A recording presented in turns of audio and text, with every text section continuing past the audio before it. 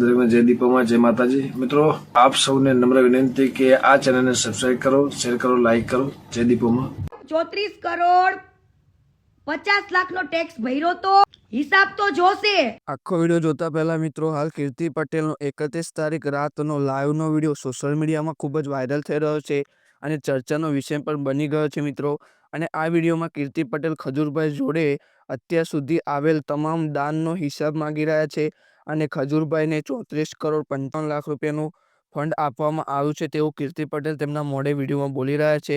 અને ત્યારબાદ આ આવેલા ફંડનો હિસાબ કીર્તિ પટેલ માંગી રહી છે અને વિડીયોમાં તે એવું કહી રહ્યા છે કે 34 કરોડ 55 લાખ રૂપિયાનું તે ટેક્સ ભર્યો છે કે નથી ભર્યો તેનો પણ હિસાબ માંગી રહ્યા છે।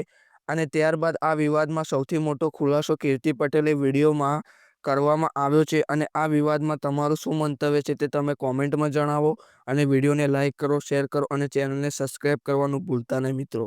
હવે તમે જુઓ આખો વિડીયો કીર્તિ પટેલનો।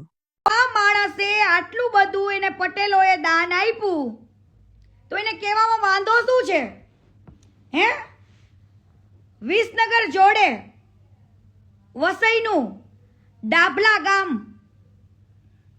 વિસનગર જોડે વસઈનું ડાભલા ગામ, ઈ ડાભલા ગામે કેટલું દાન આપ્યું? ઈ ડાભલા ગામે કેટલા બધા ઘરનું દાન આપ્યું અને છતાં પણ આપણી પાસે પુરાવા છે દાન આપ્યું એના રીતે વ્યક્તિ દીઠ આખા ગ્રુપે થઈને તમને $7 લાખ નું 7 લાખ ડોલરનું દાન આપ્યું હોય, હે, $1 મિલિયન નું દાન આપ્યું હોય અને તમે પછી દાન લીધા પછી તમે કોઈ દી વ્યક્તિઓને બ્લોક કરો?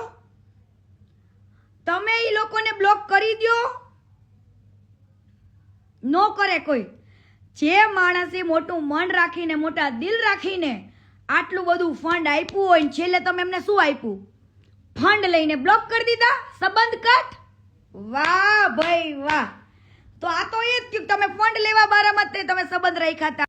મેન પોઈન્ટની જ વાત કરવાની કે તમે દાન લીધા પછી તમે એમ કહો કે એમ કેમ કહો છો કે હું મારે 99% વાપરું? શું કામ પબ્લિક ત્યાં વસ્તુ છુપાવો છો કે આટલા કરોડોનું દાન આવ્યું? શું કામ છુપાવવું પડે? એકવાર આટલું બધું દાન કોઈ પણ માણસ આપતા હોય તો તમે એકવાર પણ ના બોલી શકો કે ભાઈ પટેલ સમાજે કરોડો રૂપિયાનું દાન આપ્યું અને હું નિમિત્ત બન્યો, ગરીબોના કામ થયા, પણ એકવાર ના બોલ્યો, એકવાર નહીં। એટલે જેને મગજમાં વેમ હોય એ કાઢી નાખજો, બરાબર?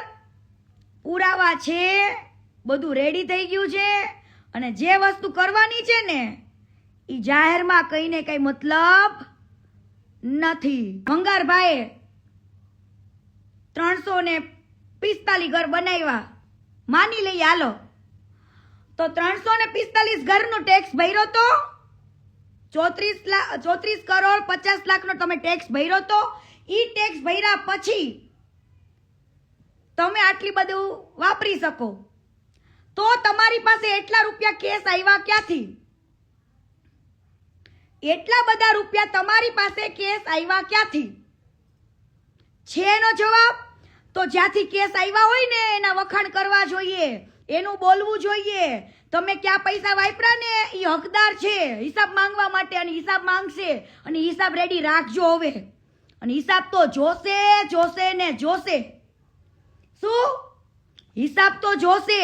34 કરોડ 50 લાખનો ટેક્સ ભર્યો તો નહીં તો ઈ રોકડા પૈસા તને આપ્યા કોને દાનમાં? કેમ તું એ લોકોનો ન બોલ્યો?